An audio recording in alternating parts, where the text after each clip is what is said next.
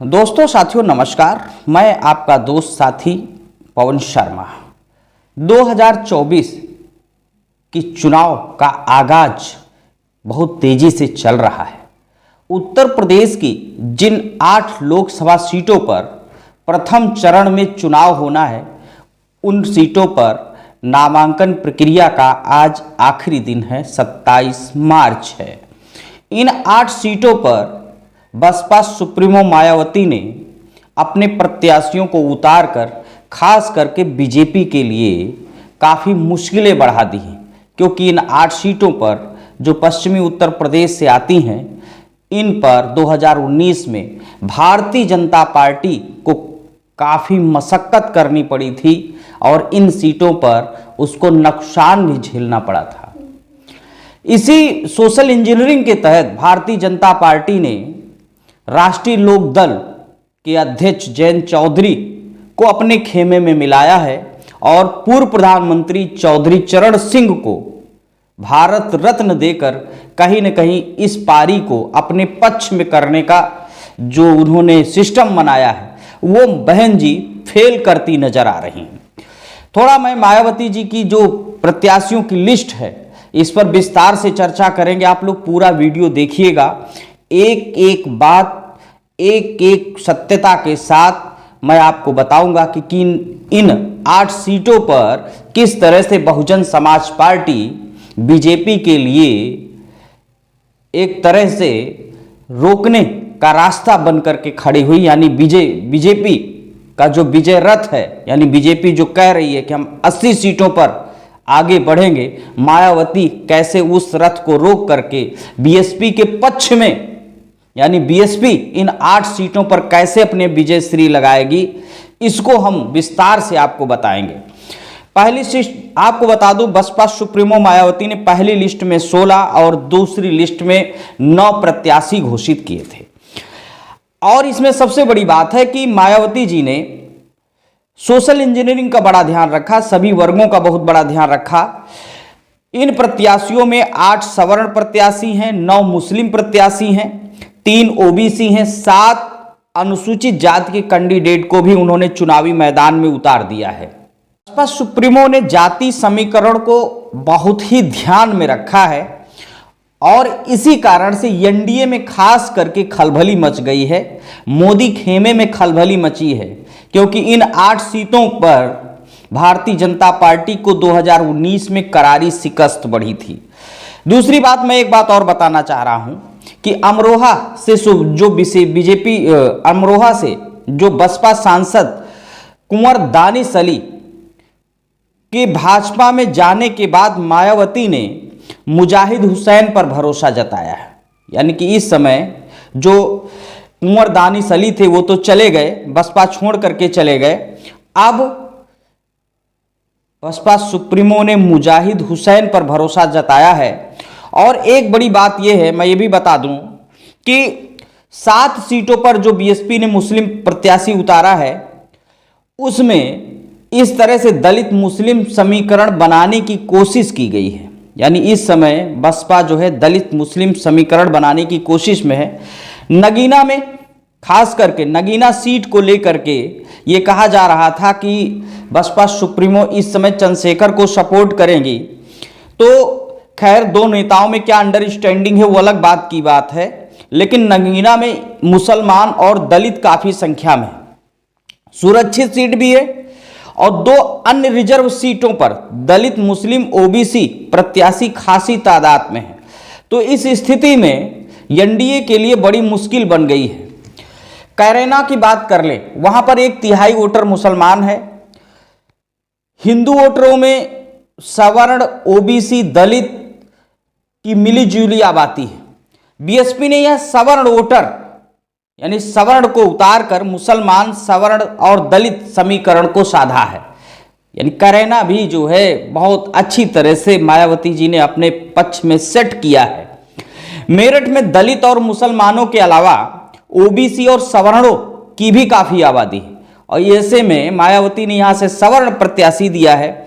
दूसरी लिस्ट में जो चीजें आई हैं, 4 एससी हैं कैटेगरी से, 2 ब्राह्मण हैं, 3 ओबीसी हैं, कानपुर से उन्होंने संदीप भदौरिया को उतार दिया है, आगरा से पूजा अमरोही को उतार दिया है, मथुरा से कमलाकांत को दिया है।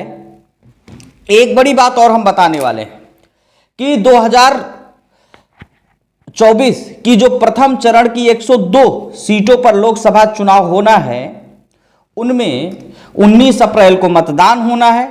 पहले चरण में ही पश्चिमी उत्तर प्रदेश की लगभग 8 सीटें, पश्चिमी उत्तर प्रदेश की लगभग 8 सीटें आती हैं और इन पर बसपा ने यूं तो मुस्लिम चेहरों को ही उतारा है, लेकिन पश्चिमी उत्तर प्रदेश के कई ऐसे प्रत्याशी हैं जो दोधारी तलवार की तरह, यानी कि हाथी की चाल जो चलेगी वो एनडीए को तो नुकसान करेगी, साथ में इंडिया गठबंधन को भी नुकसान करेगी। कैराना, मुजफ्फरनगर, मेरठ, बागपत, गौतम बुद्ध नगर में बसपा उम्मीदवार सीधे सीधे बीजेपी को चित करता नजर आ रहा है और साथ ही इंडिया गठबंधन को यानी सपा और कांग्रेस को भी चित करते नजर आ रहा है। यानी कि जो हाथी है, ये त्रिकोणीय मुकाबला है, इसमें बहुजन समाज पार्टी भारी बैठने वाली है, ये सोचने का विषय है। समझ लीजिए, मायावती ने उम्मीदवारों को अगर एक मुश्त मुसलमान का समर्थन मिल गया तो ये बीजेपी के लिए बड़ी मुश्किल की बात होगी, लड़ाई सीधे आ जाएगी, क्योंकि जो भी मुस्लिम चेहरे अन्य लोगों ने उतारा है और इस समय मायावती ने जो मुस्लिम चेहरा दिया है वो स्थानीय स्तर पर मजबूत हैं। यानी बहुजन समाज पार्टी ने जो मुस्लिम प्रत्याशी उतारा है वो एक तरह से स्थानीय स्तर पे बहुत मजबूत हैं। तो आखिरी में अब लड़ाई जो प्रथम चरण की 8 सीटें हैं उन पर बसपा और बीजेपी के बीच दिखाई दे रही है, इंडिया गठबंधन उसमें दूर दूर तक नहीं दिखाई देता है। अगर दलित प्लस मुस्लिम का कॉम्बिनेशन चला यानी डीएम फैक्टर चला तो बीजेपी चित होना शुरू हो जाए, यानी बीजेपी का गेम ओवर हो गया। तो इस समय का जो हालात है, यानी कि जो प्रथम चरण यूपी के लिए खास करके मायावती जी के पक्ष में जाने वाला है।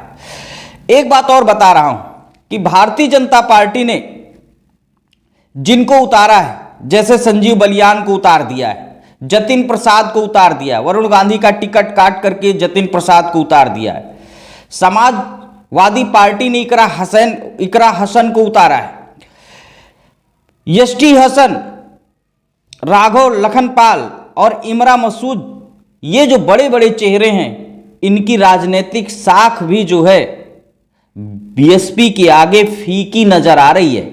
यानी कि ये लोग बीएसपी कैंडिडेट से परास्त होने वाले हैं। थोड़ा भारतीय जनता पार्टी के प्रत्याशियों पे हम नजर डाल लेंगे। सहारनपुर से राघव लखन पासी को उतारा है, कैराना से प्रदीप कुमार, बिजनौर से आरएलडी के साथ मिलकर चंदन चौहान को, नगीना से ओम कुमार, मुरादाबाद से सर्वेश सिंह, रामपुर से घनश्याम लोधी और पीलीभीत से जतिन प्रसाद।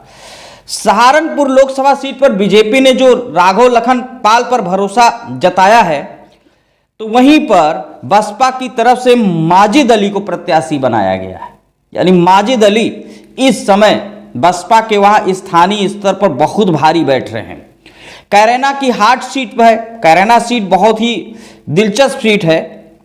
मायावती ने यहां पर श्रीपाल सिंह को टिकट दिया है और श्रीपाल सिंह वहां पर लोकल स्तर पर बहुत खास अच्छी तरह से मजबूत हैं। मुजफ्फरनगर की संसदीय सीट पर बीजेपी के संजीव बलियान और सपा गठबंधन के हरेंद्र मलिक और इनके जवाब में मायावती ने दारा सिंह प्रजापति को चुनाव मैदान में उतारा है। दारा सिंह प्रजापति बहुत ही खास पिछड़े दलित और मुसलमानों के बीच में चर्चित है, बीजेपी के लिए बड़ी मुश्किल खड़ी होने वाली।